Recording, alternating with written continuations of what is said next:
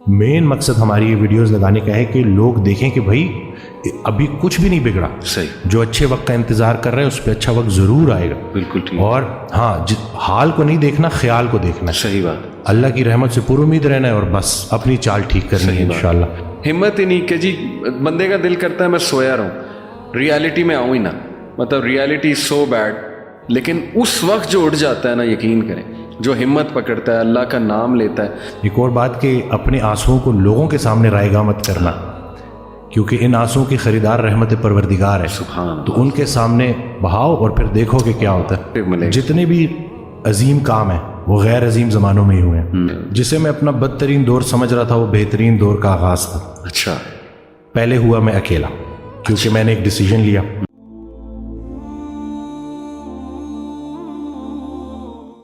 Main मकसद हमारी ये वीडियोस लगाने का है कि लोग देखें कि भाई अभी कुछ भी नहीं बिगड़ा, सही, जो अच्छे वक्त का इंतजार कर रहे हैं उस पर अच्छा वक्त जरूर आएगा। बिल्कुल ठीक। और हाँ, हाल को नहीं देखना, ख्याल को देखना। सही बात। अल्लाह की रहमत से पूरी उम्मीद रहना है और बस अपनी चाल ठीक करनी है इंशाल्लाह। क्या बात। बिल्कुल कि आपने ना बस राजी रहना है और अपने आप को बिजी रखना है और पॉजिटिव लोगों में बैठना है। अच्छा, दिक्कत लोगों की तरफ से होती है। और उस दिन में एक जुमला मुझे बड़ा अच्छा लगा कि किसी की फितरत जानने के बाद उससे झगड़ा करना भी उस पे साथ जुल्म करना है। जब आपने एक बंदे को देख लिया कि वो एंग्जाइटी से गुजर रहा है और आप बजाय से कि उसको बोलो कि ड्रामे कर रहे हो, उसके साथ बैठो।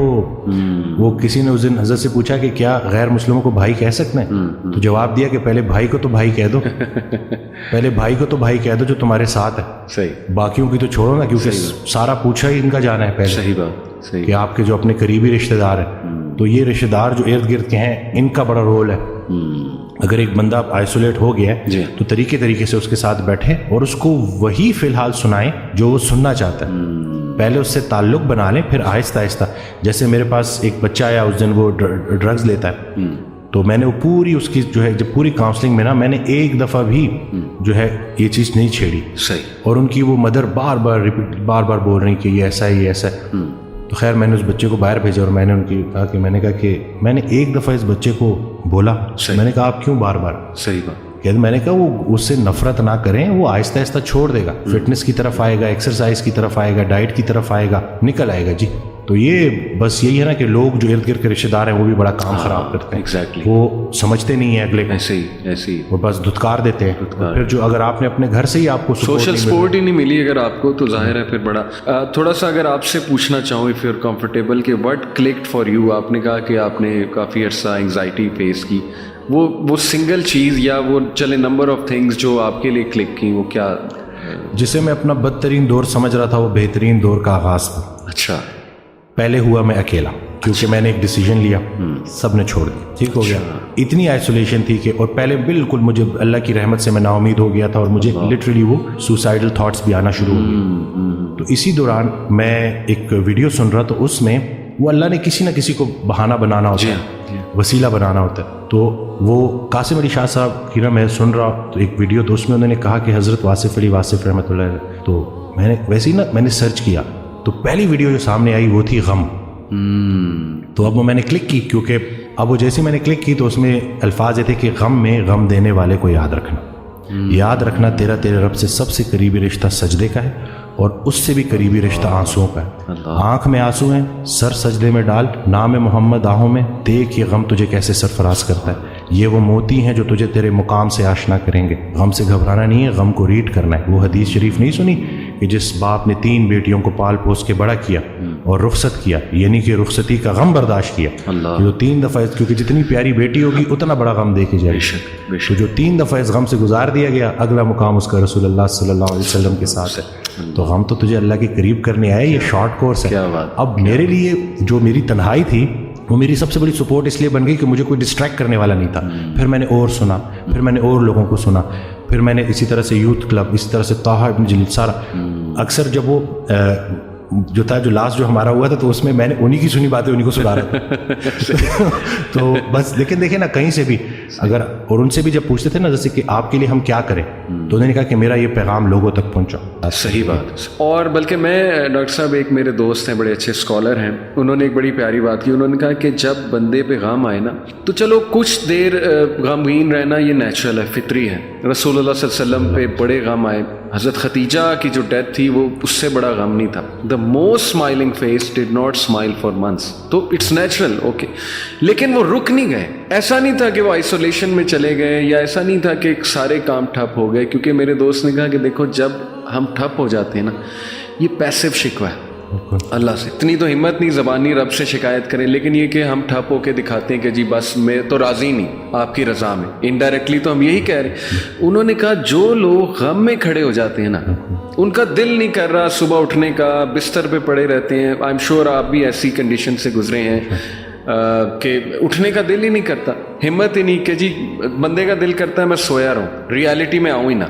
مطلب ریالٹی از سو بیڈ.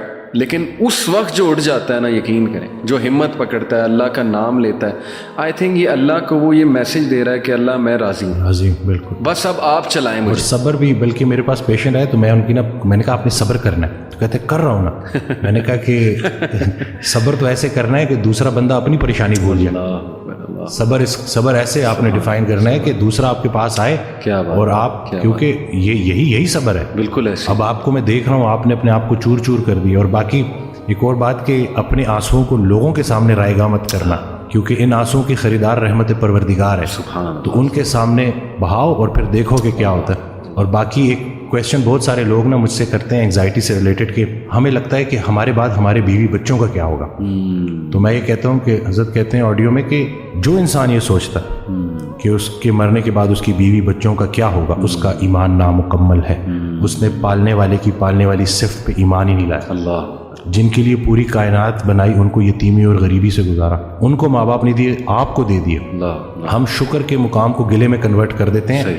صحت بھی ہے, زندگی بھی ہے, اور کب تک ہے کوئی نہیں جانتا, اور جب تک ہے وہ کوئی چینج نہیں کر سکتا. تو پھر ابھی کیوں پریشانی لیتے ہیں؟ کیا ان بچوں کو ہم پال رہے ہیں؟ صحیح بات. کیا ہم خود کو پال رہے ہیں؟ کیا ہم اس قابل ہیں؟ بے شک. قد پہ حد کا پہرا, صحت پہ بیماری کا پہرا, اور اتنے پہروں میں پیدا کیا ہوا انسان چاہتا کیا ہے؟ آزادی. تو یہ کر کے دیکھ لیں. اس دن بھی ایک کوئی ہارٹ بریک ہو گیا تھا تو پراپر نہ صحیح ڈپریشن میں, تو میں نے اس کو کہا کہ ہر اس انسان کا شکریہ جس نے میری آنکھوں کو آنسو دیے. یہ آنسو مجھے اللہ کے پاس لے گئے. اس انسان کا سب سے بڑا تحفہ یہ جدائی ہے جو مجھے اللہ کے پاس لے کے جائے گی. لوگ کیا کرتے ہیں, یہ جو غیر اسلامی تعلقات, اسی طرح سے غیر شرعی چیزیں, یقین جانے آپ جتنی مرضی دیکھ لیں سکون نہیں ملے گا آپ کو. اور یہی جو آپ کی گروئنگ ایج ہے نا, اس میں آپ کے ہارمونز بھی آن پوائنٹ بہترین ہیں. اسی عمر میں آپ نے سپورٹس میں انڈلج ہونا ہے, آپ نے پراپر طریقے سے ڈائٹ کا خیال رکھنا ہے, اور سب سے بڑھ کر یہی لرننگ ایج ہے, اس میں آپ نے سیکھنا ہے. اور جیسے جیسے آپ ایک قدم بڑھائیں گے, اللہ کئی گنا زیادہ آپ کے قریب آتا جائے گا. اور یہ ٹرائیڈ اینڈ ٹیسٹڈ چیزیں, مجھے یہ بچپن میں سکھایا گیا تھا کہ صرف شہرت, دولت اور یہی چیزیں ہوں گی تو بس یہی سب کچھ ہے, کیونکہ ہم ادھر ادھر یہی دیکھ رہے ہیں. لیکن سب کچھ ہوتے ہوئے بھی انتہائی بڑا خلا تھا جو پورا نہیں ہو رہا تھا. تو ہم تو چلیں, وہ کہتے ہیں اگر سیدھی طریقے سے اللہ کے راستے پہ نہیں آتے تو اللہ گھما کے لے کے آئے گا. تو ہمیں تو بہت سی چیزوں سے آپ نہیں گزریں گے انشاءاللہ ان چیزوں سے.